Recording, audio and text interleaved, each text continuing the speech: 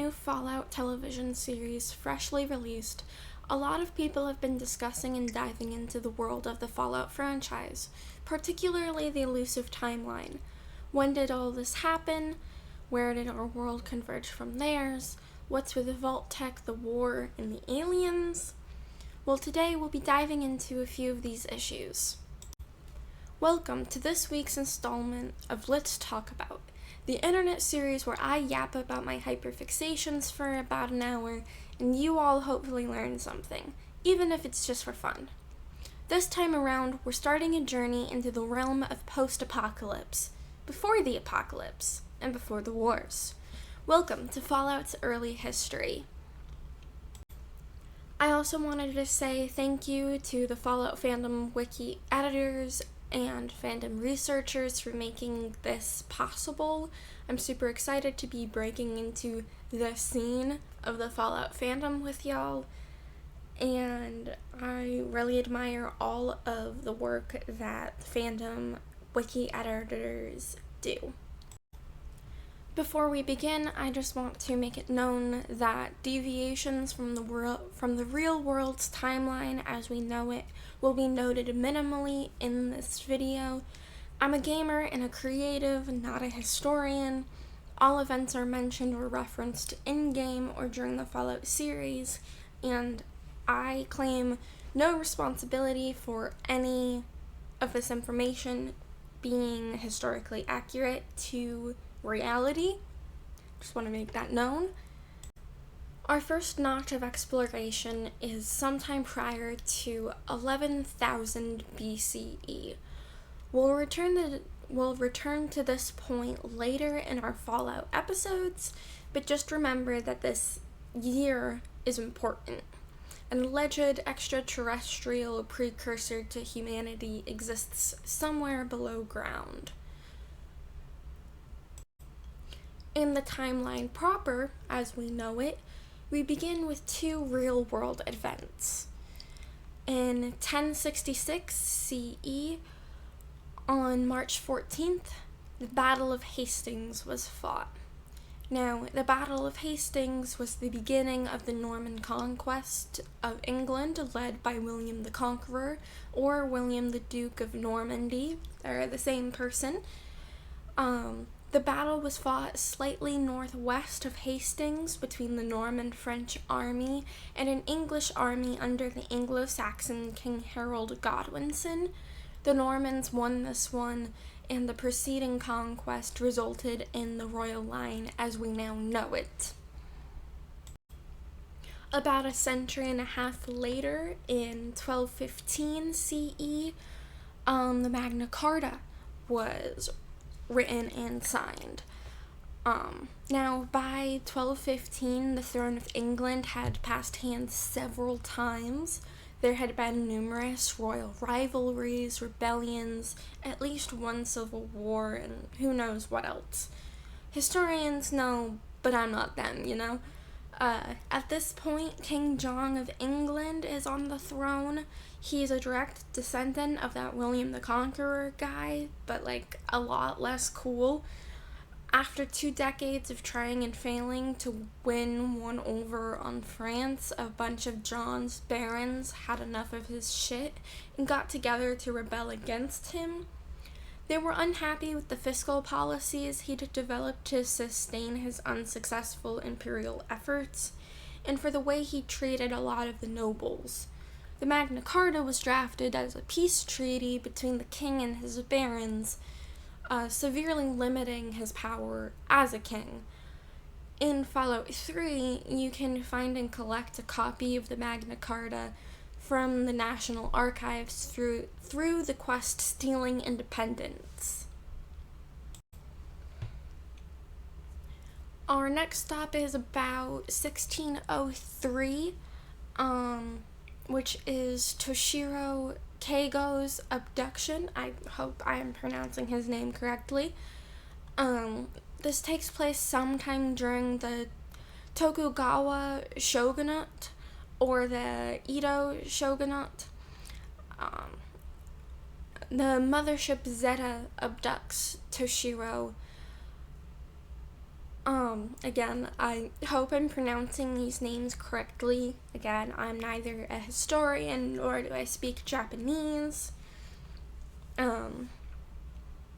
But if you don't want spoilers to Fallout 3 gameplay, like actual spoilers, please skip to the timestamp on the screen. Thank you. Okay, and continuing on. So Toshiro Keigo is a samurai character from the Fallout 3 DLC Mothership Zeta. He's one of 4 people the Lone Wanderer thaws out on Zeta and a temporary companion during the This Galaxy Ain't Big Enough quest battle. The quest among the stars sees the Wanderer return his missing sword to him. He never leaves Zeta, but cannot be interacted with after the final battle.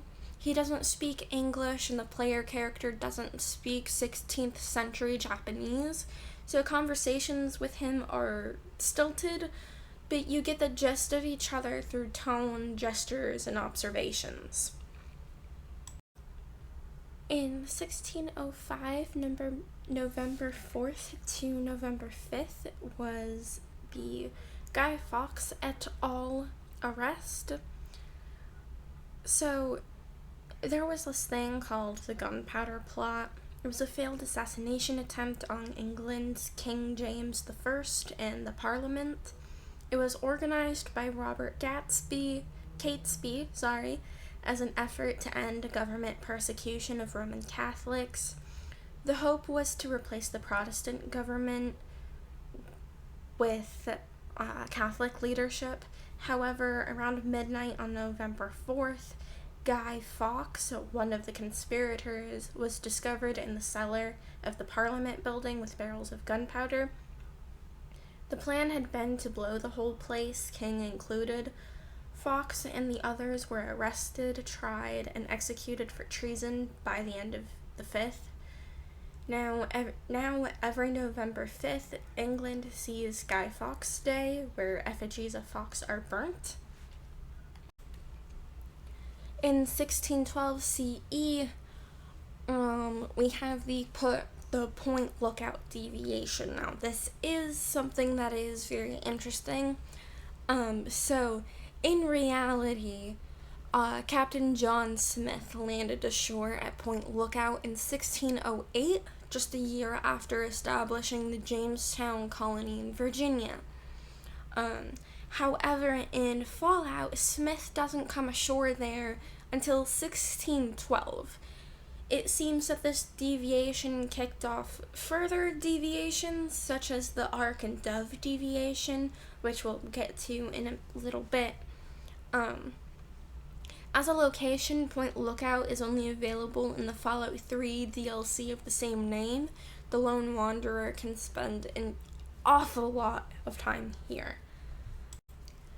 In 1634 CE, the Boston Common is established.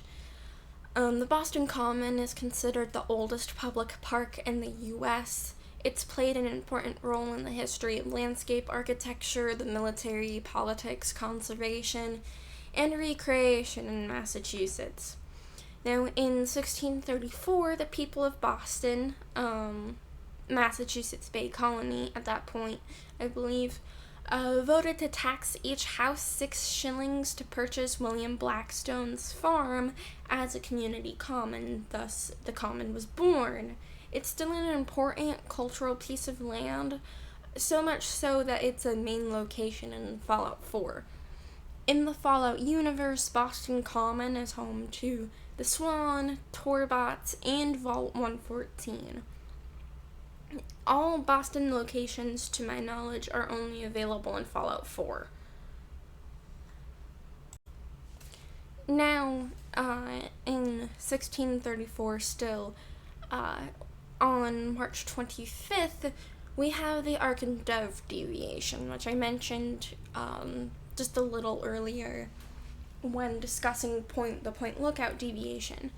So, in reality, when Lord Baltimore dispatched the colonists aboard the Ark and Dove ships, they landed at St. Clements Island, Maryland. In Fallout, they landed ashore Point Lookout. There, they constructed the Ark and Dove Cathedral, named after their ships, of course. The Ark and Dove resting grounds are another location influenced by this event. It can be assumed that the Point Lookout deviation led to this really major difference in timeline.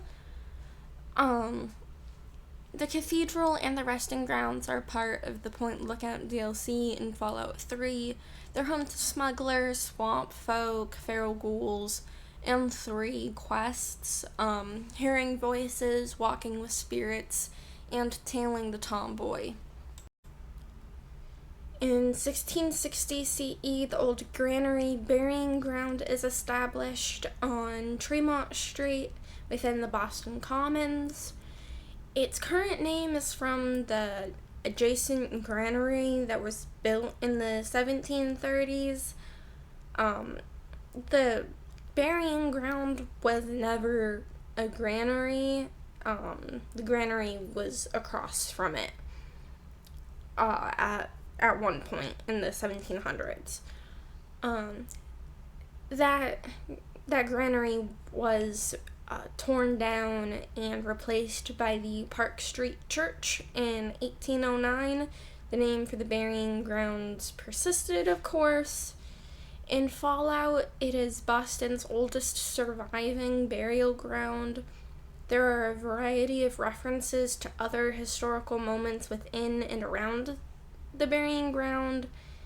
Now, in the games, it's inhabited by feral ghouls.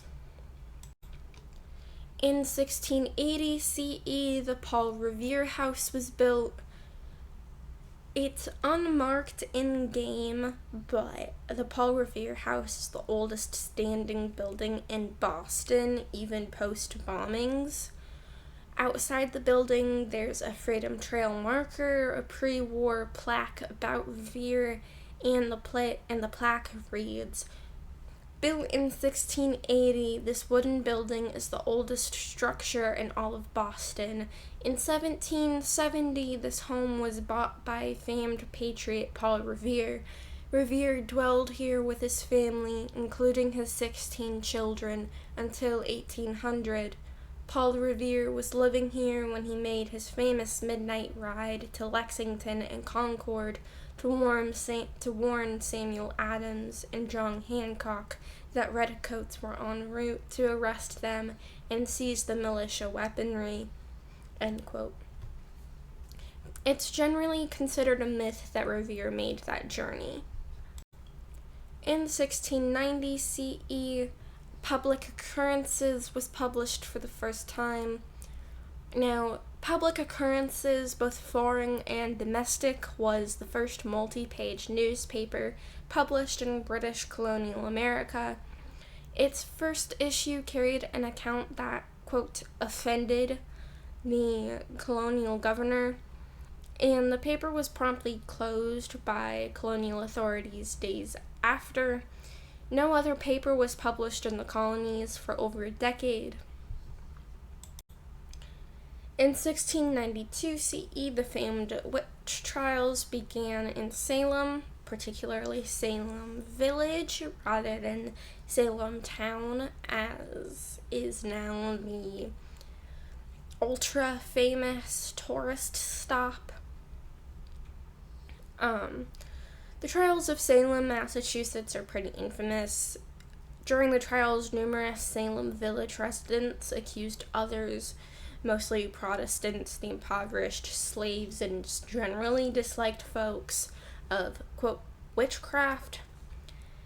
There's been no evidence that those accused practiced or recognized any form of witchcraft, as the 17th century considered it, or as us modern folk consider it.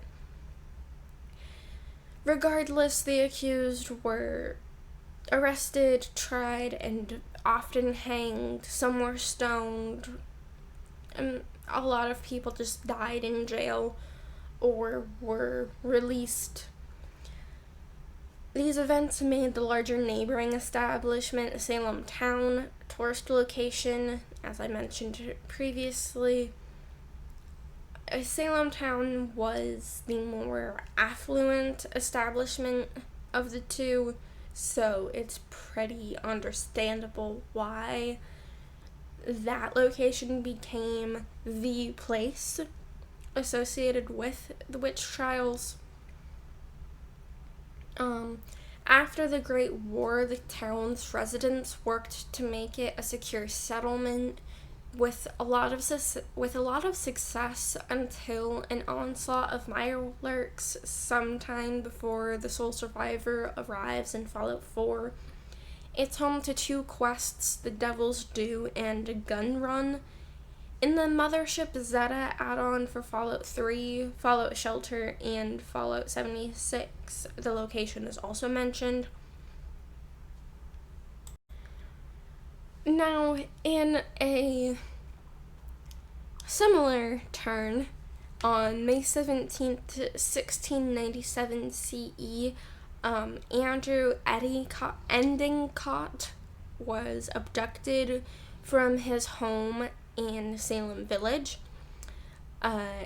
Andrew was another victim of the Zeta Mothership from the Fallout 3 add-on, Mothership Zeta.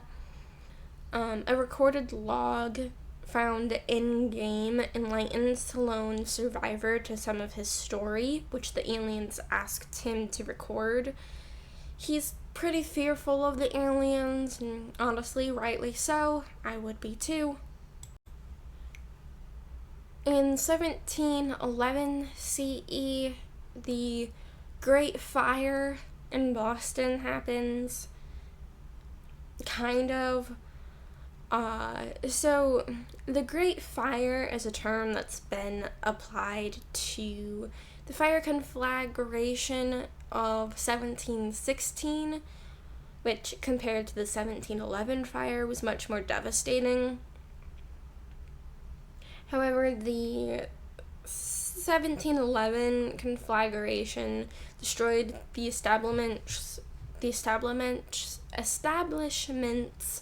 first townhouse, and this is the Great Fire that's mentioned in Fallout. Also in 1711, the Cabot house was built on Beacon Hill. So, the Cabot house, owned by the Cabots. The Cabots Also in 1711 CE, the Cabot house is built. So, Beacon Hill becomes the home of the Cabot house and its owning family. The Cabots are an affluent family who are well known and well connected in pre-war high society. Post-war, they've maintained their wealth and a network of hired help, overseen by their family servant, Edward Deegan. The most prominent member of the Cabot family was Lorenzo Cabot, an archaeologist ridiculed for his theories of an extraterrestrial precursor civilization on Earth. In 1713 CE, the old State House was built, eventually becoming the oldest public access building in Boston. The old State House was where the child independence was born, quote John Adams. Miraculously, it survived the Great War in its entirety and has since become the headquarters of the Neighborhood Watch and John Hancock. Just a year later, in 1714, the Swall Stradivarius was manufactured. So the Swall was one of the most prized instruments ever made by Italian craftsman Antonio Stradivari. I hope I'm pronouncing that right. The 2-century-old Swall, spelled S-O-I-L, was owned pre-war by Hilda Egelbrecht. I think that's German, which I don't speak. It can be found in Fallout 3's vault 1592 in the case as part of Agatha's quest, Agatha's Song. In 1723 CE, the Old North Church was built, eventually gaining the title of oldest church in the city. Boston's Old North Church was built in 1723. It is still the tallest standing church, with its steeple reaching nearly 200 feet. It's now home to the railroad and connected to their HQ. There are catacombs from the Revolutionary War underneath it. It's only found in Fallout 4, unfortunately.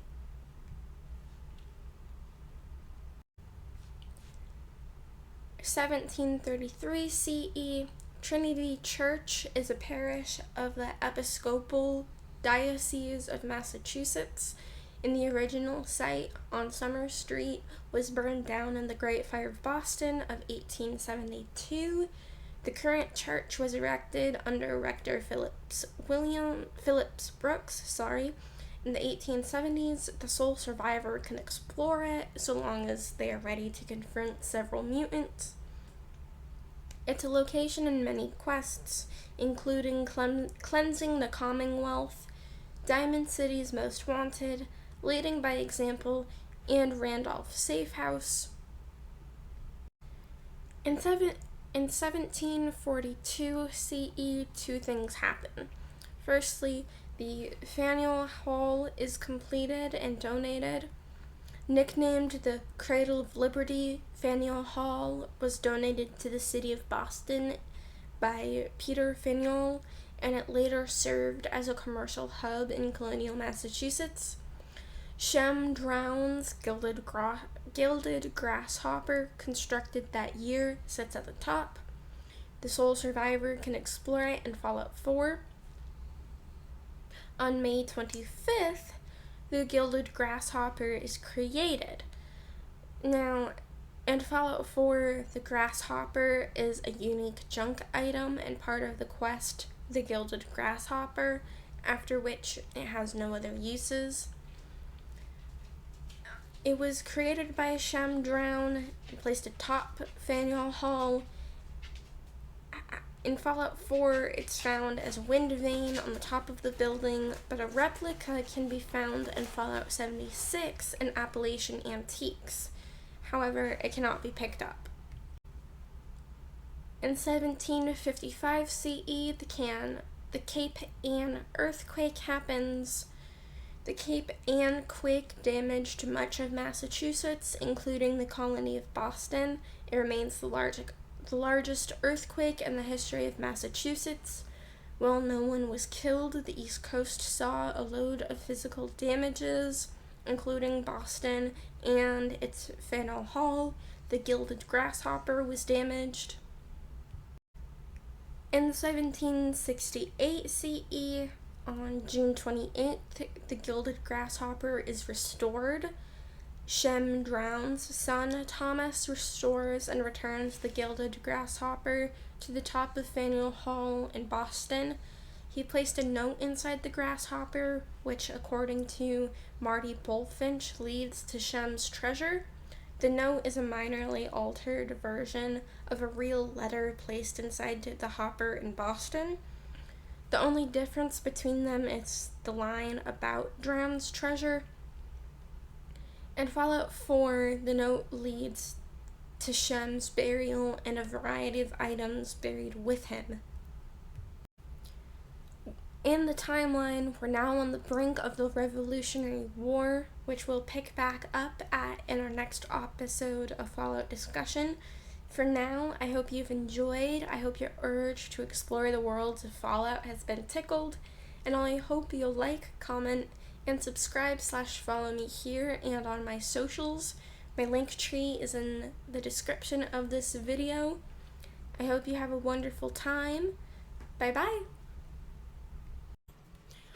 Just a couple years after this, in 1605 CE, on November 4th and November 5th, a man named Guy Hawks is arrested along with his cohorts.